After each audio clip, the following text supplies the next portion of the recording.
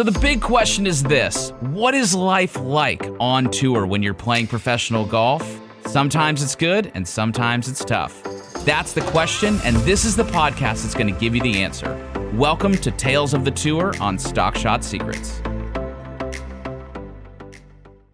Welcome back to another episode of Stock Shot Secrets. I am here with my wife. What was I going to say? I was going to say something that you're going to be my guest, but you're not my guest. I'm not your guest. You've been here a bunch. I'm your co-host. There you go. Co-host. My co-host Lesley is here for Tales of the Tour. Wow, I just had completely spaced out. I was focusing on your Pony Boy. By my Pony Boy logo, because this shirt's bright on. If you guys are watching this on YouTube or whatever, like the Pony Boy. Your I got Pony named Boy as a Ralph Lauren Pony Boy. Mm-hmm. Although I don't know if I can actually say Pony Boy by its actual definition. Yeah, I think it's just called the Pony logo. Yeah, but we're calling you the Pony Boy.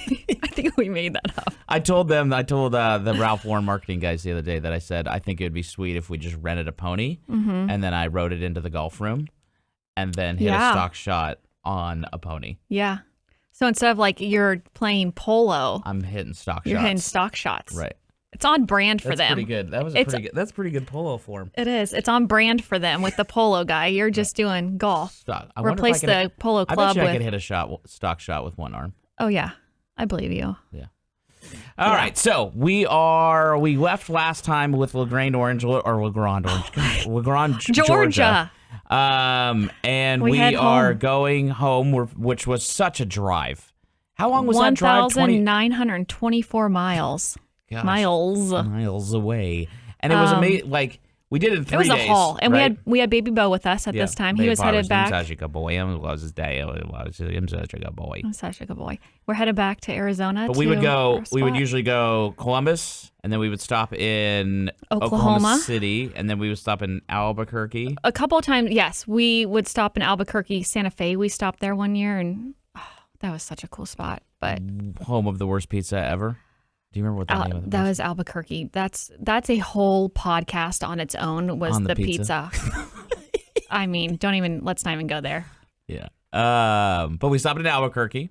Then we would go, and it was always so hard because you would stop at Albuquerque and you're like, so close. It's just one state, and it's like, nope, it's still another 8 hours. Which I think one time we only maybe stopped like in Texas or something. Yeah. We stopped only like one time because we're like, we are just so worn out. Get us home. This could have been the time. Then that was when we did 2 14-hour days, and that is that's brutal. That's rough. Your brother wanted to do that when we came home one year, or that's how we did it. When we moved back from Arizona to Ohio. I could usually handle about 8 to 10. 10 was a long drive. 8 was fine. 6 was short.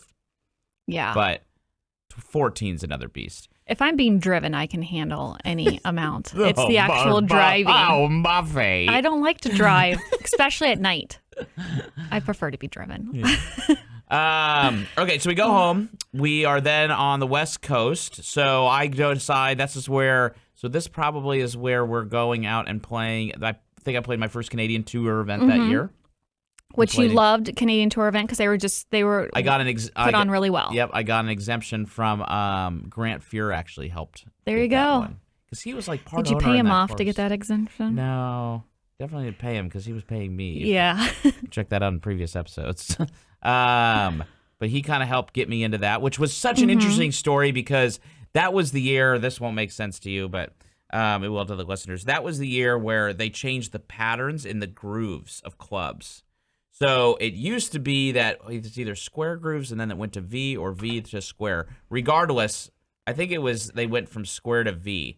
So like the grooves in the club, let's just for all intents and purposes, they were like squares, right? And then they go, no, all the clubs have to be V pattern, right? Like, so that week I got in, the rules official calls me out. And is like, for no reason. No, sir. And says, we're going to test your clubs. And I'm like, what? Whatever. Like, we're going to test the grooves. I was like, all right. What do you think? I'm cheating? And like, yeah, like, how could you cheat? How could you cheat? Because everyone that year, whatever year this is, this is end of 2010. Yeah, everyone that year had to get new grooves in there. They had to buy new wedges because it was like made illegal.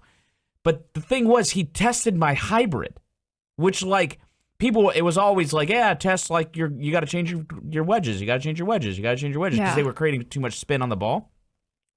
And he comes up and he's like, yeah, you got to change your hybrid. I'm like, change my hybrid? You're an idiot. I was like, this is not illegal. He goes, yep, sure is. Got to change the hybrid. I'm like, the tournament starts tomorrow. So luckily, and this hybrid that I had, if you remember remember the top looked like it had been chewed by a dog. Like, it was so What beat dog? up. I don't know, some dog. But it wasn't a Jewer, so. But do you remember? Because I never had head covers, so they were, the top of it was, the paint was all chipped and like just looked nasty. But like, it was my baby. Yeah. And it was my fairway finder. It was clean because your Clean in the caddy. grooves, but the top of it was Your was caddy all, kept the was all cups messed clean. up. Hey guys, I hope you are enjoying this episode of the Stock Shot Secrets podcast. If you are enjoying it, be sure to like this episode. Be sure to subscribe so you can always see when they're coming out. And most importantly, if you would be so kind to be able to share this podcast with other passionate golfers who are trying to get better and build stock shots, because it grows through you sharing it. Thank you so much for tuning in. And now back to Stock Shot Secrets. So luckily Aaron Badley and I were in the same Bible study together, and it was an Adams hybrid. So I had called and texted Aaron, or called or something.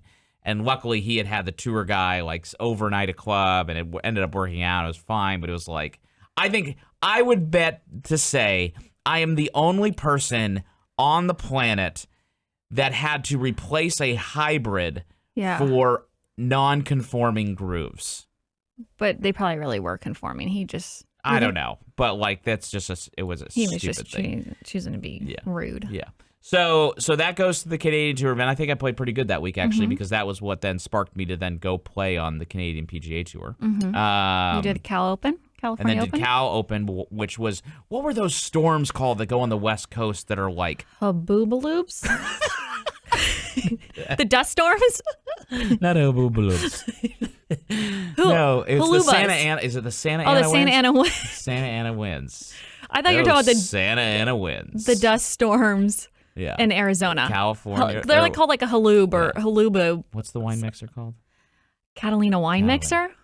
So they come in off the Catalina wine. No. Yeah. So the Santa Ana winds. And so that California, we played in Beaumont. Which Beaumont, if you ever, that's not how we named our dog, but if you've ever been to Beaumont, California, there's like 9 gazillion wind turbines. Yes. So it's basically powering California. And anytime you're playing a tournament. It's a turbine farm. Whenever you're playing a tournament on a wind turbine farm, that's probably not a good day. Well, that's why they built the turbine, the windmills there, because you have the Santa Anas coming in, and they're like, yeah, keep them going. So I remember playing in that event Monday and I shot the last day. It was like a steady 50-mile-an-hour wind. Okay. And I mean, I was hitting, I think we had it somewhere probably in there. I'm sure I talk about it, where it's like, I'm 140 and I'm playing the shot like 210. Yes. I mean, it's like a 70-yard wind. But I remember I shot 73 that last day and moved up like 50 spots, and ended up cashing a decent check, and but it was brutal. Yeah. And then from there we go to, so that's kind of in that fall, and then we go to my first trip to Hawaii. Hawaii's at the beginning of 2011. This must have been the trip. And I did not go. Right. So this was the trip that I went, and I go, why am I here without I remember my wife? The whole time getting calls and being like, I should have brought you. And I was like, you should have brought me. But the beauty was that we could go to Hawaii, and it was expensive. Well, yeah. But it was expensive to get over there. It was a write-off. We sent it to the write-off people. Right, and they read it off. What is a write-off? They write it off. They write off. Send it to the write-off people. So I go out there and do the qualifier. And this is for the Sony Open. Yeah, I had a... In Waikiki or Turtle Bay? No, this was at Turtle Bay. Yeah. And this is the first time But the tournament is at Waikiki. This is the first time that Tony Finau and I kind of like connected, because him and I kind of became buddies when we were out in Arizona together. And his brother Gipper. But this event, I had a couple like backbreaking qualifiers. This was one of them, to where I was playing really, really well. The tournament to go to, for those that are listening and maybe like any mini tour players, it's actually really good because it's very expensive to get to, but it's not that hard to qualify for. You got to go shoot like 69, so like 300 par. But I remember going out there, I play the 16th hole, par 4, go to 17, and as I'm walking from the 16th to 17th green, I'm 4 under par. 17's a straightaway par 4. 18's a par 5, like super easy par 5 too. And I hit a drive down the middle, or I walk up to the tee box, and as I walk to the tee box, like Hawaiian monsoon, it's the beginning of the Santa Anas, but the Hawaiian monsoon comes down, drenches the fairway. We try to wait it out. It's not waiting. I hit it down the middle, and get like a size of mud on the right side of my ball that is the size of Texas. I mean, it's massive. And anytime you get mud on the side of a ball, for those trying to build stock shots, right, it always is going to go to, that kind of sounded like Donald Trump. That did sound like Trump. Say it again.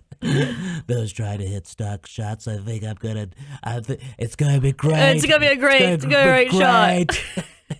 That's not bad. All right, but I get this wood on the right side. Daniel's laughing, the producer. I'm getting this mud on the right side of the ball. Anytime the mud, I think you have a career in impersonating Donald Trump. On the right side of the ball, that it actually goes left. You think it's going to go right, it goes left. So it went left, right, into the water, make a double, par the 18th, and miss by 1. And that was like, oh my gosh, just like stick a fork in my stomach. It was terrible. Or a knife. Did I say a fork? You said a fork. That sounds like that would hurt. That's dull. So then we come home, and I think this is actually we where... didn't come home. You came home. Or I came home. Yeah, I left you at home. But then this is probably the first year that we go the NCCAA, which means it's the year that I get enlightened by meeting Mike Bender. And learn the way, the truth, and the life of the golf swing. You became benderized. I got benderized. Yeah. So, all right, that's all we're gonna have for you guys today. Thank you so much for tuning in. Thanks so much, guys, for being here on Stock Shot Secrets. No. We'll see you guys back here for another episode of Tales of the Tour.